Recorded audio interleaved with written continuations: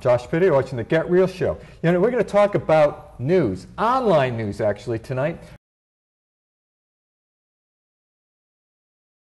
Explain to folks what's the difference between a blog and it's more opinion, a blog. Right, blogs are more opinion. Instead of hard news. They don't have any of the AP standards that we as journalists have. We have to be very unbiased. We have to be very professional.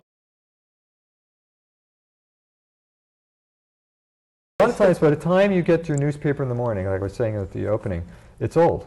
Right. And especially in small towns, you have a lot of weeklies. They don't come out weekly, and that's real old. Right. And so what you have with an online publication is something that's almost instantaneous. By the time the weekly comes out, these small towns particularly have already heard it, you know, because they're small towns. One of the first questions that I was asked when I went to cover East Hampton was, how are you going to do a daily paper in East Hampton? Oh, it's easy. Everyone has a story. Everyone has a story.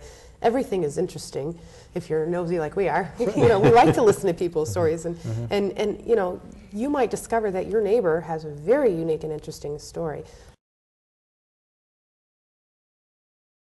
One of the things that I read, I believe it was Nielsen, did a report on reading a paper versus reading online, and that is that a newspaper creates an experience for the reader, whereas with an e-paper or with digital media, the reader creates the experience. Yeah. You know, they're basically a part of what is happening because they're going into that. But with traditional print media, it's that is passive. Yeah, absolutely. Passive experience. Absolutely. Whereas as you're online, you think you're more involved in it?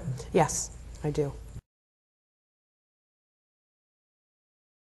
Because we can implement links, we can direct people to our sources directly. We can provide more information in that way, in a very easy way. Where print media, people are pretty much at the mercy of that print media's integrity.